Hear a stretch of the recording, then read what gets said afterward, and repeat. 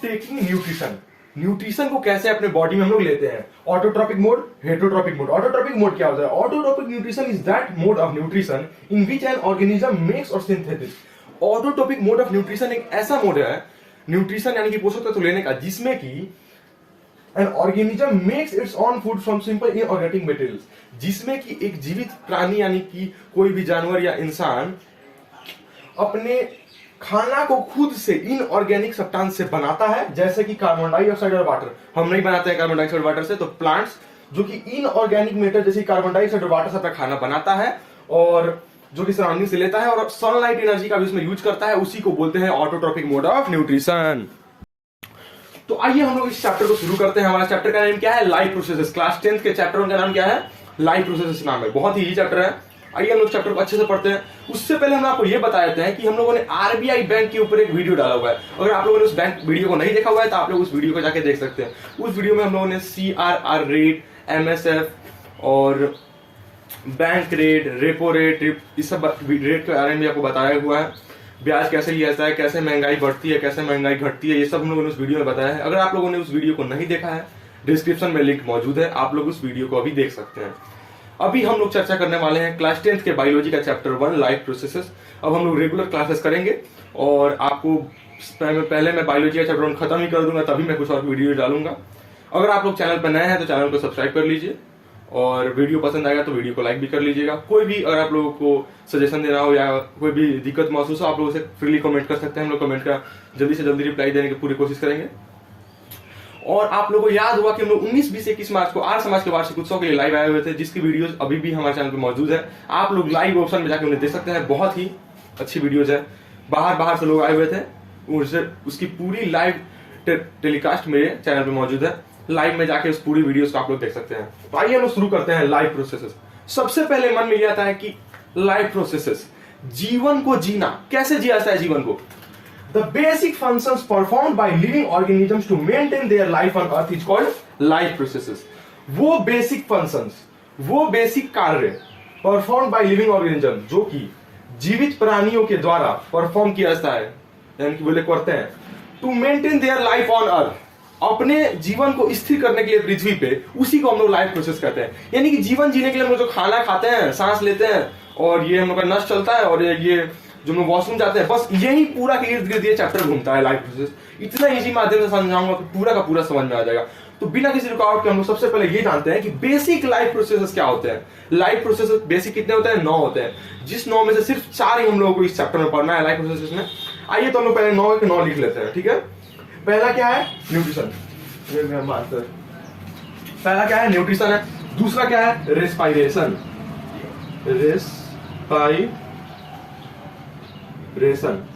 तीसरा क्या है? ट्रांसपोर्टेशन।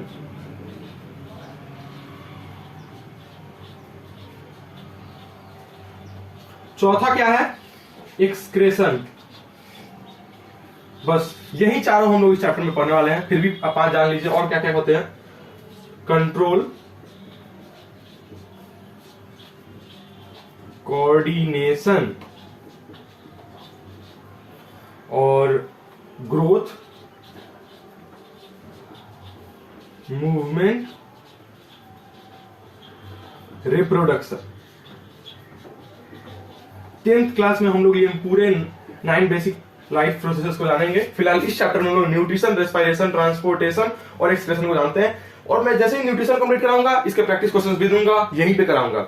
तो इस वीडियो में हम लोग सिर्फ न्यूट्रिशन के बारे में ही जानेंगे कि वीडियो लंबा ना हो। अगले वीडियो में हम लोग बताएंगे रेस्पायरेशन के बारे में।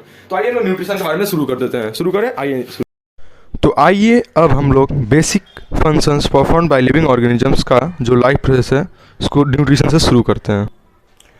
तो टॉपिक नंबर 1 क्या है हमारा? The process of taking in food and utilising it in our body is called nutrition. तो न्यूट्रिशन क्या होता है? न्यूट्रिशन का हिंदी क्या होता है? पोषक तत्व। पोषक तत्व होता है, ठीक है, लिख लीजिएगा। और मतलब गलत नहीं है, लिख लीजिएगा, मतलब बोले हैं ये अंडरलाइन कर रहे थे। Process of taking in food, वह प्रक्रिया जिसमें हम लोग खाना को खाते हैं और utilising it in our body, अपने पूरे बॉडी में उसका यूटिलाइजेशन यानी कि उससे एनर्जी पाते हैं, इसी प्रोसेस को हम लोग न्यूट्रिशन कहते हैं। क्या कहते हैं? न्यूट्रिशन कहते हैं, ठीक है। न्यूट्रिशन किस शब्द से आया है? ये आया है न्यूट्रिएंट शब्द से। किस शब्द से आया है न्यूट्रिशन? न्यूट्रिएंट शब्द से न्यूट्रिशन बना है। न्यूट्रिएंट का अर्थ क्या होता है? सिंपल ऑर्गेनिक और इनऑर्गेनिक सब्सटेंस जिनसे कि हमारा डेली का बैलेंस डाइट बना हुआ होता है। ऑर्गेनिक या इनऑर्गेनिक सब्सटेंसेस को न्यूट्रिएंट कहते हैं और इसी न्यूट्रिएंट से न्यूट्रिशन बना हुआ है। न्यूट्रिशन हम लोग क्या करते हैं? क्या पेन पेंसिल खाते हैं? नहीं, हम लोग खाना खाते हैं। खाना, खाना क्या होता है? खाना क्या है? खाना भी एक ऑर्गेनिक सब्सटेंस है, जैसे कि फूड। फूड क्या है? ऑर्गेनिक है। फूड ऑर्गेनिक है। सबसे सिंपल फूड क्या है? सबसे सिंपल फूड ग्लूकोज है। और एक complex food starch. Simple food क्या हो सकता है? जैसे ग्लूकोज हो गया, कॉम्प्लेक्स फूड जैसे स्टार्च हो गया, और ये जैसे कि सिंपल फूड हो गया, कॉम्प्लेक्स फूड हो गया, ये सब किस कैटेगरी में आते हैं? सब कार्बोहाइड्रेट्स की कैटेगरी में आते हैं। और carbohydrates and fats provide energy to the body, हम लोग जूनियर क्लासेस में पढ़ चुके हैं। यानी कि इससे में जो कार्बोहाइड्रेट आता है, कार्बोहाइड्रेट्स, और जो फैट्स होता है, इसी से हमें एनर्जी मिलती है। और कार्बोहाइड्रेट्स में क्या क्या होता है? एक तो होता है ग्लूकोज, और दूसरा क्या होता है? स्टार्च होता है। हम लोग इसका टेस्ट भी बताएंगे, कैसे किसी चीज में टेस्ट किया जाता है कि स्टार्च है कि नहीं है। ठीक है, अब हम लोगों ने आपको यह बताया कि न्यूट्रिशन क्या होता है। अब हम लोग बात करते हैं कि मोड ऑफ न्यूट्रिशन क्या होता है। आइए हम लोग देखते हैं। तो न्यूट्रिशन के कितने टाइप्स होते हैं? न्यूट्रिशन लेने के दो टाइप्स होते हैं। कौन कौन से? ऑटोट्रॉपिक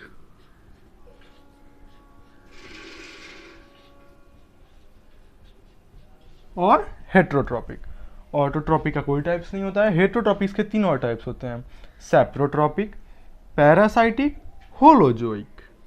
ये सब क्या होते हैं ये भी हम लोग जानेंगे। उससे पहले हम लोग जानते हैं कि ऑटोट्रॉपिक क्या होते हैं। वे ऑर्गेनिजम्स जो अपना खाना स्वयं बनाते हैं खुद से, कुछ इनऑर्गेनिक सब्सटेंस के हेल्प लेके, जैसे कि वाटर, CO2 और सनलाइट के प्रेजेंस में जो ऑर्गेनिजम्स अपना फूड बनाते हैं, उन्हें हम लोग ऑटोट्रॉपिक ऑर्गेनिजम्स कहते हैं। ठीक है, ये हम लोग डिफिनीशंस भी लिखते हैं कि it is that mode of nutrition in which living organisms make their own food, make their own food from the simple inorganic materials like CO2 and water in presence of sunlight. आइए अब इसको एक बार overview करते हैं। That mode of nutrition, nutrition का वह mode in which living organism, जिसमें जीवित प्राणी मेक देयर ऑन फूड, अपना खाना स्वयं बनाते हैं, from the simple inorganic materials, simple inorganic materials यानी कि वस्तुओं से, जैसे कि CO2 कार्बन डाइऑक्साइड, वाटर पानी, और in the presence of sunlight, सूर्य की प्रकाश में। क्योंकि ऑटोट्रॉपिक मोड ऑफ न्यूट्रिशन को सिर्फ प्लांट्स यानी पेड़ पौधे ही फॉलो करते हैं। और पेड़ पौधे खाना कैसे बनाते हैं? फोटोसिंथेसिस से। हम लोगों ने जूनियर क्लासेस से पढ़ा है। जो फोटोसिंथेसिस है उसके लिए तो हम लोग को सूर्य का प्रकाश अति अनिवार्य है, बहुत जरूरी है, इसलिए और इस यहाँ पे सूर्य के प्रकाश की भी आवश्यकता पड़ती है। और ऑटोट्रॉपिक मोड में कुछ सिर्फ प्लांट्स ही आ सकते हैं। हम लोग पढ़ते हैं हेट्रोट्रॉपिक मोड के बारे में। हेट्रोट्रॉपिक मोड में हम लोग भी आते हैं। हेट्रोट्रॉपिक मोड में का डिफिनीशन इसी टाइप का है, लेकिन इसमें कुछ और ऐड हो जाता है, जैसे कि that mode of nutrition in which the living organisms are dependent on other living organisms for their food are called heterotropic mode of nutrition. Simple है। इसके तीन टाइप्स होते हैं, सैप्रोट्रॉपिक या सैप्रोफाइटिक, पैरासाइटिक और होलोजोइक। सैप्रोट्रॉपिक क्या होता है? मार्कर क्या हुआ मेरा? मार्कर। सैप्रोट्रॉपिक में क्या होता है? Dead and decaying matter, dead and decaying, dead और डिकेइंग, सड़ा गला खाना से जो अपना न्यूट्रिशन पोषक तत्व लेते हैं, उन्हें हम लोग कहते हैं सैप्रोट्रॉपिक न्यूट्रिएंट्स, सैप्रोट्रॉपिक जानवर। ये आएंगे हेट्रोट्रॉपिक के अंदर ही, लेकिन ये कहलाएंगे सैप्रोट्रॉपिक या सैप्रोफाइट्स। पैरासाइटिक, पैरासाइटिक में वो आते हैं जो कि अपने खाना के लिए दूसरे पे आश्रित रहते हैं। ये सब आश्रित रहते हैं, लेकिन ये थोड़ा अलग तरीके से। जैसे कि आप लोगों के लिए एक अमेजिंग फैक्ट बताता हूँ, बुक में नहीं दिया हुआ है। हमारे पेट के अंदर इंटेस्टाइन में एक टेप वॉर्म नाम का कीड़ा होता है, जो कि हमारे अंदर अनपच हो जाए वाले खाना को खाता है, जो कि किसी को दिखता नहीं। मेरे पेट में, आपके पेट में, सबके पेट में होता है ये। तो ये जो टेप वॉर्म है, ये भी एक प्रकार का क्या है, पैरासाइटिक एनिमल है। फिर आप लोगों ने एक और पेड़ पौधे का नाम था, जैसे कसकटा, अमरबेल जिसको हम लोग हिंदी में कहते हैं। ये पेड़ क्या होता है, कोई भी अच्छा खासा पेड़ होगा उस पर ये चढ़ जाएगा और चढ़ेगा और उसमें पेनिट्रेट यानी कि उसमें उसका चूस चूस के उसको खाएगा, उसके अंदर से न्यूट्रिएंट्स लेगा। तो ये जिस चीज़ पर डिपेंडेंट है उसको हम लोग होस्ट कहते हैं। जैसे कसकटा वाले एग्जाम्पल में, जैसे कि वो आम के पेड़ पर चढ़ा तो आम का पेड़ कसकटा वाले अमरबेल के लिए होस्ट हो गया, ठीक है, होस्ट जिस पे कि डिपेंडेंट रहा जाए। और पैरासाइटिक मोड ऑफ न्यूट्रिशन में वैसे खाया जाए किसी में पेनिट्रेट होकर खाएं। और होलोजोइक मतलब कि डायरेक्ट सॉलिड फूड को खा लेना, जो कि सॉलिड फूड को, जैसे कि पेड़ पे गए पेड़ तोड़ खा लिया, सब्जी फल, जैसे कि हम जानवर जैसे कि जिराफ, ये सब हम लोग क्या पे डिपेंडेंट है, होलोजोइक मोड में आते हैं। हेटेरोट्रॉपी के अंदर होलोजोइक में आते हैं। आइए हम लोग आगे बढ़ते हैं। अब हम लोग डिटेल्ड वे में न्यूट्रिशन इन प्लांट्स को समझेंगे। प्लांट्स में न्यूट्रिशन कैसे आता है, क्या होता है, कैसे प्लांट एक्सक्रीशन करता है, हम लोग समझेंगे। उसके लिए सबसे पहले हम लोग ये जानते हैं कि प्लांट कैसे खाना खाता है, photosynthesis process. Photosynthesis process plant खाना खाता है कि नहीं खाता है, खाता है। अब फोटोसिंथेसिस का डिफिनेशन करता है, the process in which green plants make their food like glucose with the help of inorganic substances like carbon dioxide and water in the presence of solar energy is called photosynthesis। क्या होता है, repeat करिए, लिख लीजिए। The process in विच, क्या कहा मैंने, वह प्रक्रिया, the process in which green plants make their food, हरे पौधे अपना खाना बनाते हैं जिनमें क्लोरोफिल हो कि वो सोलर एनर्जी को ट्रैप कर सके। The process in which green plants make their food with the help of CO2 and water inorganic substances in the presence of sunlight is called photosynthesis। Photosynthesis क्या होता है nutrition plants में, समझ गए हम लोग। अब हम लोग ये जानते हैं फोटोसिंथेसिस का प्रोसेस को रिप्रेजेंट कैसे किया जाता है, ठीक है। फोटोसिंथेसिस का जो फॉर्मूला होता है वो होता है 6CO2 plus 6H2O, carbon dioxide और पानी है ये, प्लस लाइट एनर्जी जो कि सन से मिल रहा है। ये क्या चीज में बन जाता है, परिवर्तन हो जाता है इसका क्लोरोफिल के हेल्प से। ये क्लोरोफिल का ही बहुत अहम योगदान है फोटोसिंथेसिस होने में। ये बन जाता है C6H12O6 प्लस 6O2। कहते हैं ना पेड़ पौधे का सुबह में जाना चाहिए, ऑक्सीजन देता है, सही बात है। C6H12O6 C6H12O6 और 6O2। C6H12O6 क्या होता है, ये ग्लूकोज का कंपाउंड है, यानी कि ग्लूकोज ही सिंपल फूड होता है। यानी कि पेड़ पौधा जब फोटोसिंथेसिस प्रोसेस करता है तो उसका फॉर्मूला होता है 6CO2 plus 6H2O plus light energy, और क्लोरोफिल के हेल्प से ये कन्वर्ट हो जाता है ग्लूकोज में और ऑक्सीजन में। इसको आप लोग लिख लीजिए। और अगर आप लोग कुछ चाहते हैं कि मेरे वीडियो के आप लोग को PDF मिल जाए, नोट्स मिल जाए, तो आप लोग मेरे टेलीग्राम चैनल पर जाकर देख सकते हैं। उसकी भी लिंक डिस्क्रिप्शन में हम लोगों ने दे दिया। वीडियो पसंद आ रहा है तो वीडियो को लाइक कर लीजिए, कमेंट भी कर दीजिए। आइए हम लोग इसी श्रृंखला में आगे बढ़ते हुए ये देखते हैं कि अब हम लोग एक डायग्राम के थ्रू इसको समझने की कोशिश करेंगे फोटोसिंथेसिस को। क्या है डायग्राम में, जो CO2 है, क्या है भाई, CO2। यहां पे पत्ते में CO2 लिया गया, पानी लिया गया जड़ से, जैसे कि यहां पे पानी जा रहा है, ये ऊपर की ओर जा रहा है यहां से, ठीक है। और स्टेम में से भी पानी है।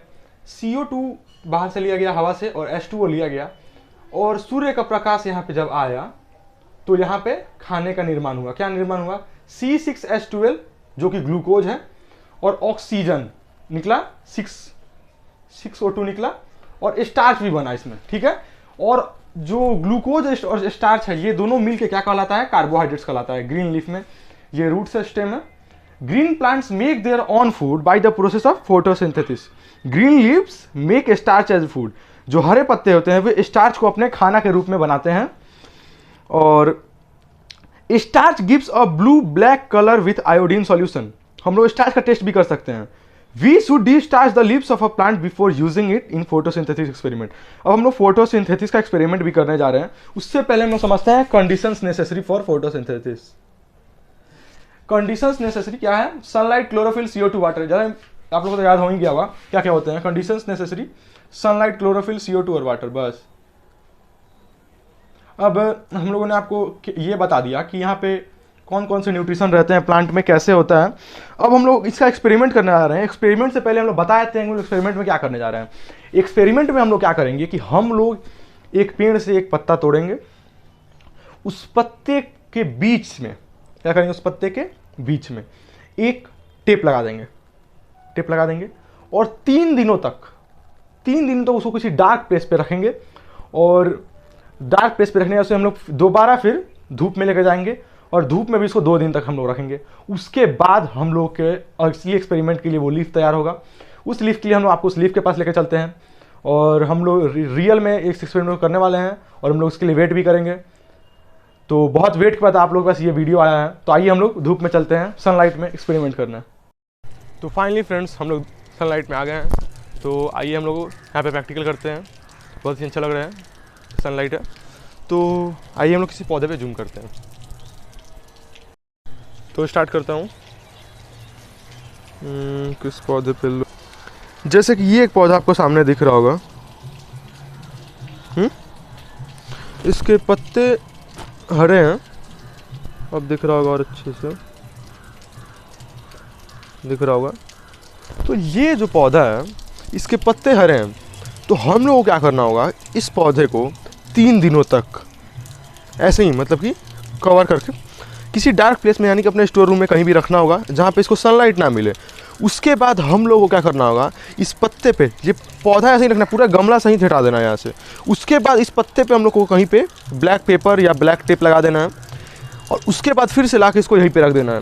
और उसके बाद क्या करना है, हम लोगों को ये पत्ते को यहाँ से डिचार्ज कर लेना है 2 दिनों के बाद, धूप में रखने के 2 दिनों के बाद डिचार्ज कर लेना है। उसके बाद जब हम लोग टेप हटाएंगे तो ज़्यादा कलर में बदलाव नहीं दिखेगा। उसके बाद हम लोग लीफ को बॉयल कर लेंगे, लीफ को, कि ये पहले उसके कोई बहुत ज़्यादा खुरदुरा हो जाएगा ना, बॉयल करेगा सॉफ्ट हो जाएगा। उसके बाद भी इसमें क्लोरोफिल तो मौजूद रहेगा।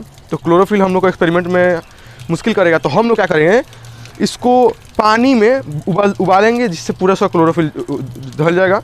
और उसके बाद हम लोग उसको अल्कोहल में डालेंगे, अल्कोहल में उबालेंगे। और अल्कोहल चूँकि गैस पे उबालना हम लोग के लिए खतरे से खाली हो सकता है, इसलिए हम लोग उसको बुक में ही प्रैक्टिकल करके देखते हैं। आइए तो हम लोग दोबारा बुक की तरफ चलते हैं। हेलो फ्रेंड्स, तो फाइनली हम लोगों को एक प्रैक्टिकल की बुक मिल गई है।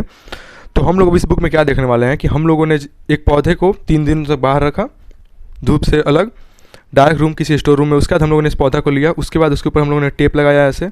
उसके बाद क्या हुआ, ये जो पॉटेड प्लांट है हैविंग ग्रीन लिप्स, इसका ये जो ग्रीन लिप्स है उसकी और parts of leaf expose to sunlight, ये सब सनलाइट में आया क्योंकि यहाँ पे सन है, तो जब सन में लेके गए तो parts of leaf covered with aluminium foil not expose to sunlight, इस पार्ट पे सनलाइट नहीं पड़ा। तो potted plant with 1 leaf parsley covered with aluminium foil and kept in sunlight, इसको ऐसे ही सनलाइट में रखे। देखिए उसके बाद क्या होता है। फिर हम लोगों ने क्या किया कि उस पत्ते को 2 दिन धूप में रखने के बाद तोड़ा और ये अल्कोहल में इसे गर्म किया। और चूँकि अल्कोहल बहुत ही इनफ्लेमेबल लिक्विड है, क्योंकि आग पे रखते ही वो जल जाएगा, इसलिए हम लोगों ने एक पानी का टैंक ये लिया बीकर, और इसमें हम लोगों ने पानी के भाप से अल्कोहल उबला और उसमें ये पत्ता उबला। उसके बाद क्या होगा, इस जो लीफ है इसमें सारा क्लोरोफिल धीरे धीरे रिमूव होने लगेगा आफ्टर बॉइलिंग इन अल्कोहल। तो देखिए फिर क्या होता है, देखिए तो फिर क्या हुआ कि पेट्री डिश में हम लोगों ने उसे रखा तो पूरा लीफ का कलर डिकलर्ड हो गया, क्योंकि इसमें से क्लोरोफिल रिमूव हो गया है। तो देख सकते हैं आप लोग जैसा कि पत्ते में बिना क्लोरोफिल को हटा दिए हैं तो फिर पत्ता हरा लग ही नहीं रहा है। आइए आगे देखते हैं। तो फ्रेंड्स फिर हम लोगों ने क्या किया, उस पर आयोडीन सॉल्यूशन से जब टेस्ट किया तो जितना दूर में टेप लगा हुआ था उतना दूर का जो ये पत्ता है उसका कलर चेंज नहीं हुआ और बाकी दूर क्या हो गया, ब्लू ब्लैक कलर में बदल गया। ये क्या दर्शाता है कि साइड साइड में स्टार्च है और बीच में स्टार्च क्यों नहीं बना। स्टार्च तो प्लांट का फूड होता है, फोटोसिंथेसिस में बनता है, क्योंकि वहाँ पे सूर्य का प्रकाश पहुँचा ही नहीं था। सूर्य का प्रकाश नहीं पहुँचने से फोटोसिंथेसिस का प्रोसेस भी पूरा नहीं होता है। इसलिए हमारे लिए जो सनलाइट है यही बहुत ज़्यादा नेसेसरी है फोटोसिंथेसिस के लिए। हम लोग ने इस एक्सपेरिमेंट से ये समझना। आइए हम लोग आगे बढ़ते हैं क्या है अब। तो फ्रेंड्स ऐसे ही हम लोग एक्सपेरिमेंट से समझ सकते हैं कि सनलाइट भी इंपॉर्टेंट है, क्लोरोफिल भी इंपॉर्टेंट है, कार्बन डाइऑक्साइड, वाटर, सब कुछ प्लांट के लिए बहुत ज़्यादा इंपॉर्टेंट है। हम लोग उसके ही प्रैक्टिकल्स को करेंगे। आइए तो अब हम लोग इसी में जानते हैं न्यूट्रिशन इन प्लांट्स हम लोगों ने पूरा समझ लिया। अब हम लोग न्यूट्रिशन इन एलिमेंट्स जानते हैं कि कैसे हम लोग खाना खाते हैं, कैसे खाना पचता है। आइए देखते हैं।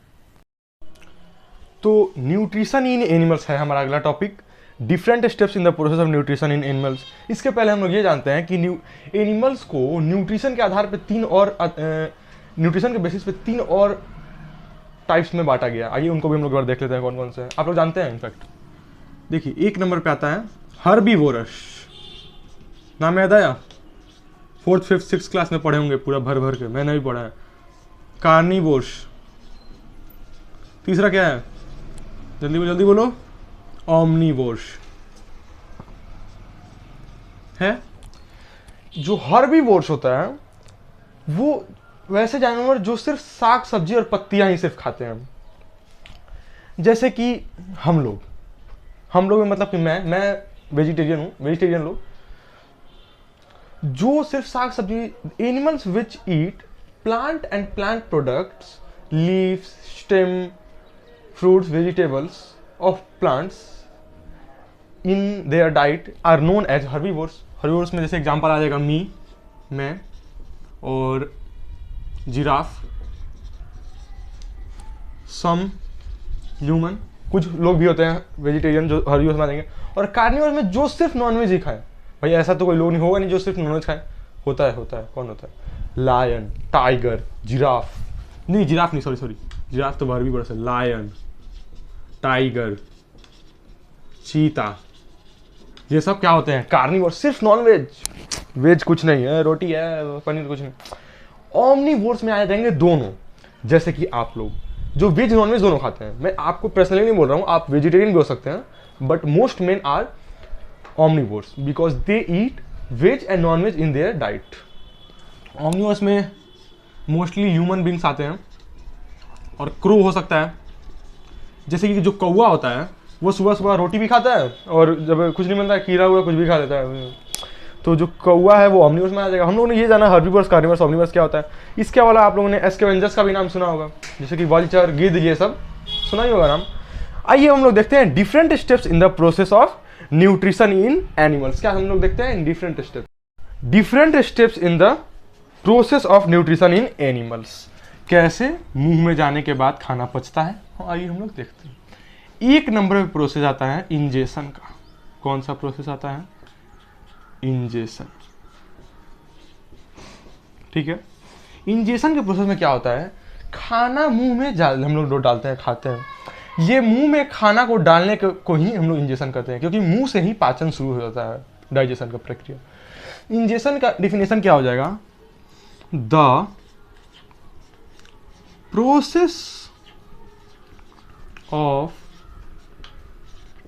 Taking in food is called ingestion। बस, the process of taking in food is called ingestion. क्यों? खाना तो फिर मुंह से ही खाएंगे, इसको लिखने की जरूरत नहीं है। इंजेशन के प्रोसेस से ही डाइजेशन शुरू हो जाता है, क्योंकि मुंह में क्या पाया जाता है? सैलिवा पाया जाता है। सैलिवा क्या? लार सबसे पहले क्या करता है? हमारे जो खाने में जो भी स्टार्च होता है ना, उस स्टार्च को उसी टाइम लार पचा देता है। स्टार्च जो सैलिवरी ग्लैंड्स होता है हमारा, सैलिवरी ग्लैंड्स, उससे सैलिवा निकलता है। जो मुंह में लार हम लोग जिसे हिंदी में कहते हैं, वो स्टार्च को पचा देता है मुंह में ही, यहीं पे मुंह के अंदर ही स्टार्च पचा देता है। उसके बाद खाना मुंह से फूड पाइप या ओएसोफेगस के थ्रू, क्या फूड पाइप या ओएसोफेगस, आप लोग इसको नोट्स बना के लिख सकते हैं। और अगर आप लोगों को नोट्स लिखने में दिक्कत हो तो आप लोग मेरे टेलीग्राम चैनल पे आ सकते हैं। ओएसोफेगस या फूड पाइप से खाना जाता है, पेट में जाता है। पेट में जब जाता है खाना तो उस समय डाइजेशन का प्रक्रिया पेट से शुरू होता है। अब डाइजेशन क्या होता है? अगला प्रोसेस क्या है? डाइजेशन है। डाइजेशन देखते हैं।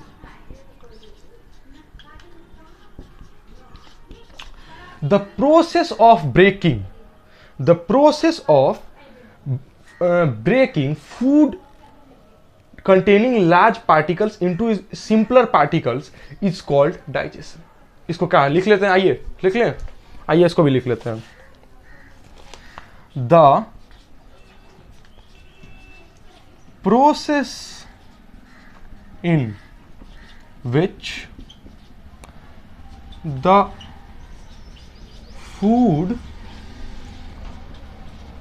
containing large इनसॉल्यूबल, इनसॉल्यूबल क्या होता है भाई, जो नहीं घुलता है, अच्छा ये भी बताता हूँ आपको। Insoluble molecules is broken down into small water soluble molecules or simpler particles which can be easily absorbed by our body is called digestion. आइए इसके बाद फिर से लुक आफ्टर करते हैं। The process in which the food containing insoluble molecules, वह प्रक्रिया जिसमें कि खाना में जो इनसॉल्युबल मॉलिक्यूल्स होता है, जो मतलब कि घुल नहीं सकता है खाना में, वो सब जो मॉलिक्यूल्स होते हैं उनको तोड़कर और छोटे छोटे सॉल्युबल में बनाना, जो आसानी से हम लोग के खून में घुल जाए और पूरे शरीर में मिल जाए, उससे हम लोग को पोषण तत्व मिले, उसी को करने को डाइजेशन कहते हैं। बहुत ईजी है। The process of breaking down large insoluble particles into simpler soluble particles is called digestion। Simple, काम खत्म। अब क्या होता है कि डाइजेशन में कहां से शुरू होता है, डाइजेशन पेट में जाके शुरू होता है। अब पेट में डाइजेशन कैसे करते हैं, इसका एक डायग्राम देखना चाहेंगे, आइए डायग्राम। तो ये हमारे सामने है माउथ बकल कैविटी का एक मॉडल है, जहां से हम लोग खाना एंटर करते हैं यहाँ पे हमारे मुंह से, और ये टंग हमारी जीभ हो गई, और ये फूड पाइप या ओएसोफेगस हो गया, जैसे कि यहाँ पे लिखा हुआ है। ये होता है डायफ्राम। इस डायफ्राम के से होके ही ये जो पाइप जा रहा है ये स्टमक में जाएगा। स्टमक से में ही खाना का पाचन तंत्र शुरू होगा। स्टमक में बहुत सारे इंटेस्टाइन निकलते हैं, इंटेस्टाइन, और उसमें बहुत सारे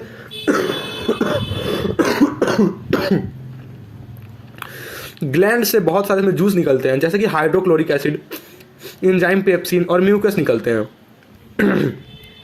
हाइड्रोक्लोरिक एसिड एक गैस्ट्रिक जूस है जो कि एसिडिक होता है नेचर में, और यहीं से पाचन प्रक्रिया शुरू हो जाता है दूसरी बार, क्योंकि पहला तो मुंह से ही शुरू हो गया।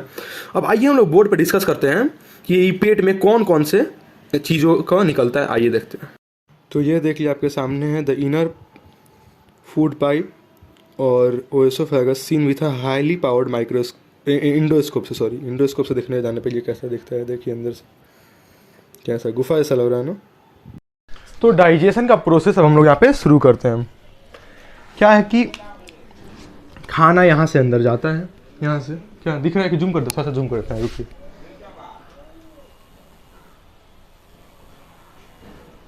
ठीक है, हाँ। तो खाना यहाँ से अंदर जाता है, तो जब यहाँ से जाता है तो फिर निवाला का साइज तो अलग अलग होता है। कभी हम लोग अलग अलग साइज का निवाला खाते हैं, कभी इससे मोटा भी खा लेते हैं। तो यहाँ पे एक मूवमेंट होता है कॉन्ट्रैक्शन और रिलैक्सेशन का, जिसको हम लोग पेरिस्टाल्टिक मूवमेंट के नाम से जानते हैं। किस नाम से जानते हैं? पेरिस्टाल्टिक मूवमेंट के नाम से जानते हैं। ठीक है,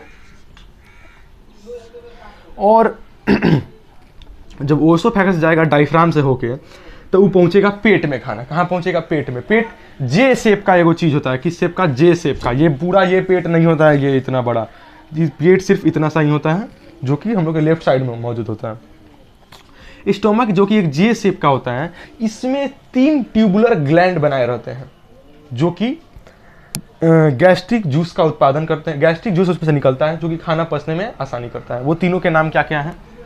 एक नंबर पे आता है आपका हाइड्रोक्लोरिक एसिड। हाइड्रोक्लोरिक एसिड ही ये पूरे जूस को एसिडिक बना कर रखता है, इसका यही काम है। अगले नंबर पे क्या आता है? Enzyme pepsin. पेप्सिन का काम क्या है? प्रोटीन को पचाना। यहीं पे प्रोटीन पच जाता है पूरी तरह से एंजाइम पेप्सिन की वजह से। और तीसरा क्या है? तीसरा है म्यूकस। म्यूकस खाना पचाता नहीं है, वो खाना पचाने में मदद करता है। तो कैसे? तो स्टोमक के लाइन पे म्यूकस यहाँ पे रहता है, क्योंकि हाइड्रोक्लोरिक एसिड बहुत ही ज्यादा पीएच का ये एसिड होता है। हम लोग एसिड बेस वाले चैप्टर में उसको भी पढ़ेंगे, पीएच वैल्यू क्या होता है। बहुत ही ज्यादा एसिडिक होता है नेचर में, कि ये पेट को भी जला सकता है। इसीलिए म्यूकस इनर लाइनिंग पे बना होता है, ताकि वो हाइड्रोक्लोरिक एसिड से पेट को ही जलने से बचाए। यहां से क्या होता है फिर? जो पार्शली डाइजेस्टेड फूड, यानी कि अभी तो सिर्फ क्या पचा अभी तक हम लोग का?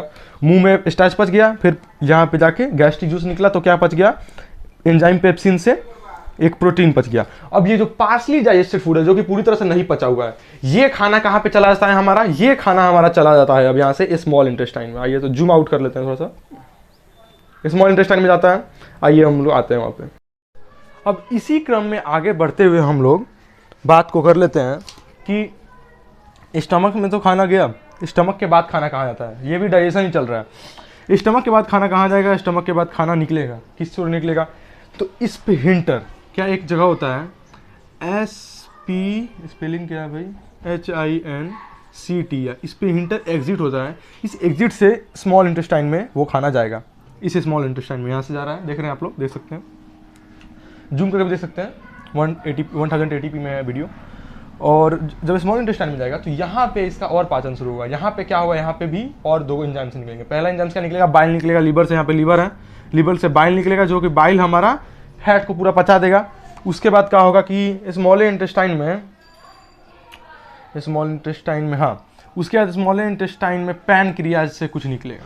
कथी निकलेगा पैनक्रियाज से, पैनक्रियाज से निकलेगा तीन वो एंजाइम, 1 2 और 3, तीनों कथी निकलेगा, एगो निकलेगा पैनक्रियाटिक एमिलेस, एगो कथी निकलेगा ट्रिप्सिन और एगो निकलेगा लिपेस। ये तीनों भी सिंपल है, ये बचा हुआ स्टार्च को पचा देगा। ये ट्रिप्सिन क्या करेगा, जो बचा हुआ प्रोटीन होगा उसको पचाएगा। और लिपेस जो फैट टूटा होगा ना बाइल से, उसको और ज़्यादा तोड़ के ये फैटे को तोड़ देगा, ठीक है। और हम लोग यहाँ पे ये समझ गए कि किस तरह ये पाचन हो रहा है, डाइजेशन। अब इसी में आगे जाकर जैसे कि glycerol, glucose, amino acid, carbohydrates, इन सब चीज़ों का, फैटी एसिड, ग्लिसरॉल का पाचन यहीं पे होता है। लेकिन हम लोग को यहाँ पे इतने डिटेल्स में ही पढ़ना है, तो हम लोग एब्जॉर्प्शन के बारे में जानते हैं कि एब्जॉर्प्शन क्या होता है।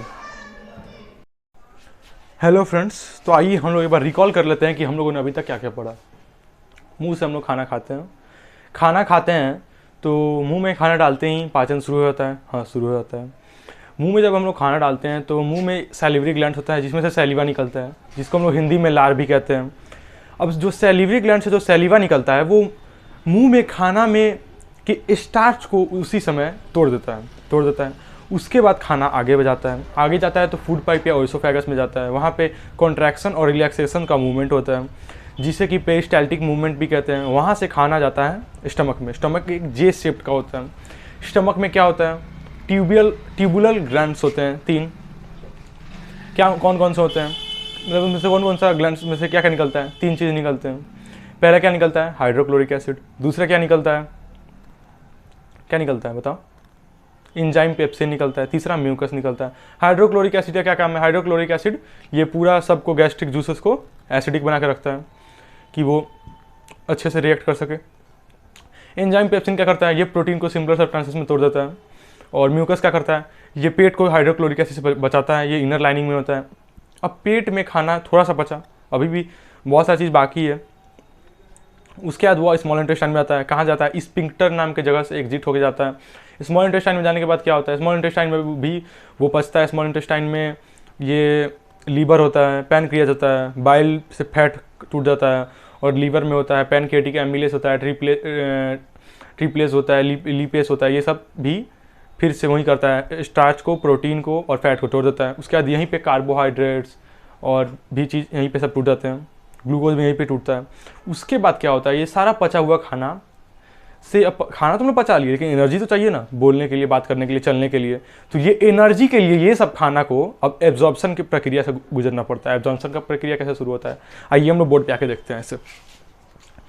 After digestion the molecules of food become so small. Digestion की प्रक्रिया के बाद, यानी कि पाचन की प्रक्रिया के बाद जो मॉलिक्यूल होते हैं बहुत छोटे हो जाते हैं। इतने छोटे हो जाते हैं कि they can pass through the walls of the small intestine. इतने छोटे हो जाते हैं कि वो स्मॉल इंटेस्टाइन के वॉल्स में जो ब्लड कैपिलरीज होते हैं उनसे पास कर सकें। और वो स्मॉल इंटेस्टाइन में ही विली होता है, विली। आइए हम लोग विली का एक फोटो दिखाते हैं आपको, आइए दिखाते हैं। जैसा कि आप अपने सामने मौजूद देख सकते हैं, the narrow tube in this picture is the small intestine whereas the wider tube is the large intestine. और ये हो गया हमारा विली है, विली। ये विली होता है स्मॉल इंटेस्टाइन में। ये ब्लड को एब्जॉर्व करके डाइजेस्टेड फूड से लेने में मदद करता है। और ये है हमारा लार्ज इंटेस्टाइन। आइए बोर्ड पे आके देखते हैं आगे क्या है। जब ये हो जाता है, यानी कि स्मॉल इंटेस्टाइन में जब खाने चला जाता है, उसके बाद वहाँ से उसमें बहुत सारे विली मौजूद होते हैं, मिलियंस ऑफ विलीज। ये बहुत छोटे होते हैं जो कि एब्जॉर्प्शन एरिया को बढ़ाने में मदद करते हैं। हम लोगों ने आपको अभी इसका फ़ोटो दिखाया। और उसके बाद क्या होता है, अब ये फूड तो एब्जॉर्ब्ड हो गया, यानी कि ये इतना पतला हो गया कि ये ब्लड वेसल्स में घुस गया। अब क्या, अब इसको पूरे शरीर में ट्रांसपोर्टेशन करना है। अब पूरे शरीर में जब ट्रांसपोर्टेशन होता है तो उसका हमको क्या कहते हैं, उस प्रोसेस को एसिमिलेशन कहते हैं। The blood carries digested and dissolve food to all parts of the body where it become assimilated. जो खून है वो इसे सब जगह भेजता है पूरे शरीर में, जिससे कि ये एसिमिलेटेड होता है और इससे हमें एनर्जी मिलती है। तो ये हो गया एसिमिलेटेड, और यहाँ पे जाकर डाइजेशन पूरी तरह से खत्म हो जाता है। इसमें बहुत ज़्यादा समय लगता है, इवन पेट में ही 2-3 घंटे लग जाते हैं। पूरी करने में तो 11-12 घंटे लगते हैं अगर हम लोग सही खाना खाते हैं, और अगर हम लोग फास्ट फूड खाते हैं तब तो इसे 1 दिन से भी ज़्यादा लगता है। इसीलिए हमें फास्ट फूड नहीं खाना चाहिए ज़्यादातर। अब देखिए क्या होता है, हम लोग खाते हैं तो पूरा खाना ऐसा नहीं है कि सब पच ही जाए।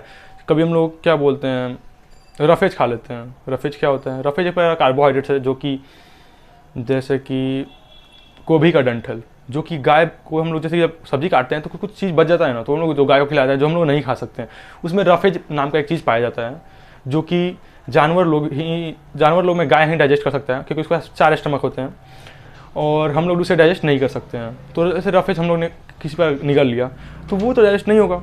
और भी कुछ चीज़ जैसे कि कोल्ड ड्रिंक्स हो गए, ये सब चीज़ डाइजेस्ट नहीं होते हैं। तो ये सब चीज़ को शरीर से बाहर तो निकलना होगा, रोज़ हम लोग खाना खाते हैं, तो जब हम लोग वॉशरूम जाते हैं तो ये सब टॉयलेट में हम लोग के बॉडी से निकल जाता है। इस प्रोसेस को हम लोग एजेशन कहते हैं। A part of food which can't be eat और can't be digested from into our body can is be removed and excreted from the body is called egestion. तो हम लोगों ने 5 प्रोसेस जाने कौन कौन से। सबसे पहले इंजेशन, डाइजेशन, एसिमिलेशन, नहीं, इंजेशन, डाइजेशन, एब्जॉर्प्शन, तब एसिमिलेशन, फिर इजेशन। ठीक है, अब हम लोगों ने ये आपको बता दिया शुरू से कि कितने प्रकार के एनिमल्स होते हैं, कैसे होते हैं, हार्बीवोरस, कार्निवोरस क्या होता है, और फिर ऑटोट्रॉप्स, हेटेरोट्रॉप्स बता दिया, ये nutrition in plant, nutrition in animals बता दिया। अब हम लोग आपको दांत से जुड़े हुए कुछ इंपॉर्टेंट फैक्ट्स बता देते हैं, जो कि आप लोगों को आपके डेली जीवन में भी बहुत ज़्यादा सहायता करेंगे। तो आइए हम लोग बोर्ड की तरफ चलते हैं। तो अब चैप्टर तो हमारा ख़त्म हो गया है, तो इसी श्रृंखला में हम लोग ये जानेंगे कि दांत को कैसे साफ रखते हैं। आइए देख लेते हैं। मेरा डायग्राम तो उतना अच्छा नहीं है, जूम करके दिखा देता हूँ, रुको।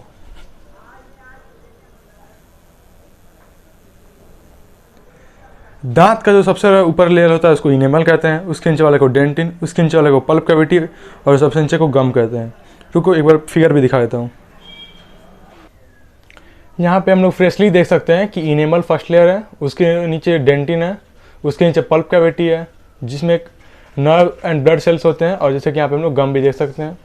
ये हम लोग देखते हैं कि जब हम लोग अच्छे से ब्रश नहीं करते हैं तो दांत में टूथ डिके होता है, जो कि जो काला काला दिख रहा है वो एक टूथ डिके है, और जो दांतों में फैलता है और ऐसा होते जाता है धीरे धीरे हमारा दांत। इसलिए हम लोग को रोज़ सुबह और शाम 2 टाइम ब्रश करना चाहिए। मैं भी 2 टाइम ब्रश करता हूँ, नहीं तो आप लोग को डेंटल प्लेग भी हो सकते हैं। If the teeth are not clean regularly they become covered with a sticky yellow और found particle bacteria called dental plaque. तो फ्रेंड्स, अब मैं 2 शब्द आपसे बात करना चाहूँगा कि हम लोगों ने आपको पूरा चैप्टर कंप्लीट करा दिया। पूरे चैप्टर का जो न्यूट्रिशन टॉपिक है उसे कंप्लीट करा दिया है, और अगले वीडियो में हम लोग आपसे रेस्पिरेशन की कुछ और नए टेक्निक्स के साथ मिलेंगे। हम लोग इस चैप्टर को पूरा 4 भागों में कंप्लीट करने वाले हैं, 4 पार्ट्स में। तो हमारे साथ बन रहिए, और अगर आप चैनल पर नए हैं चैनल को सब्सक्राइब कर लीजिए कि सबसे पहले हमारी वीडियोज़ आपको ही मिले। तब तक आप हमारी और वीडियोज़ को देखिए, हमारा रेस्पिरेशन वाला वीडियो जल्द ही आने वाला है। तब तक के लिए बाय। हम लोग आपसे मिलेंगे अगले वीडियो में। हमारे वीडियोज़ को देखते रहिए, लिंक डिस्क्रिप्शन में बहुत सारे हैं। बाय।